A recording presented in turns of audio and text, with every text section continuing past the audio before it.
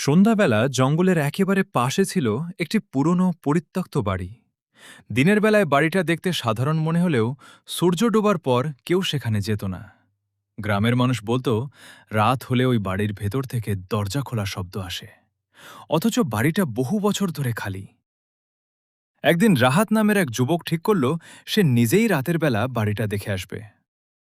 গভীর রাত, রাত প্রায় 12টা। চারদিকে অন্ধকার, জঙ্গলের ভেতর থেকে ঝিঝি পোকার শব্দ। রাহাত হাতে টর্চ নিয়ে ধীরে ধীরে বাড়িটির দিকে এগিয়ে গেল।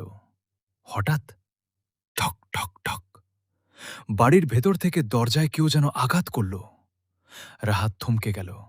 সে ফিসফিস করে বলল, এই বাড়িতে সত্যি কেউ আছে? কোনো উত্তর এলো না। রহস্য আরও গভীর হয়ে পড়ল। রাহাত দরজা ঠেলে ভেতরে ঢুকল। ঘরের সবকিছু ধুলোয় ঢাকা, কিন্তু মেঝেতে দেখা গেল তাজা পায়ের ছাপ। পায়ের ছাপগুলো দরজা থেকে শুরু হয়ে সোজা বাড়ির পেছনের একটি বন্ধ ঘরের দিকে গেছে। রাহাত দরজার সামনে দাঁড়াতেই ভেতর থেকে একটা শিশুর কণ্ঠ শোনা গেল, আমাকে বাইরে বের করে দাও।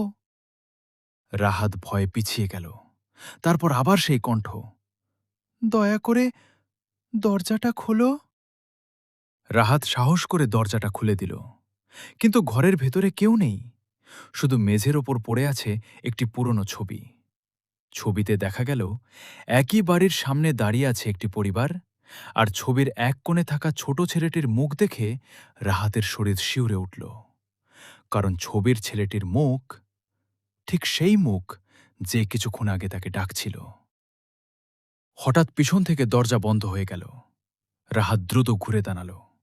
তার টর্চের আলোয় দেখা গেল ঘরের দেয়ালে লেখা, যে এখানে আসে সে আর একা ফিরে যায় না। রাহাত চিৎকার করে দরজা খুলে বাইরে দৌড়ে বেরিয়ে গেল।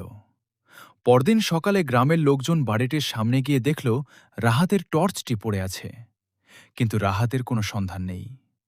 আর সেই রাতের পর থেকে পুরনো বাড়িটির জানালায় সো গাইস, আপনারা যদি এরকম রহস্যময় ভিডিও তৈরি করতে চান, কিভাবে করছি, কিভাবে এগুলো করা সম্ভব, তো সবকিছু একটু যেটা আমি শিখিয়ে দেব এর পরের ভিডিওতে। অবশ্যই চ্যানেলটা সাবস্ক্রাইব করে রাখবেন আর পাশে দেওয়া বেল আইকনটি বাজিয়ে দিবেন।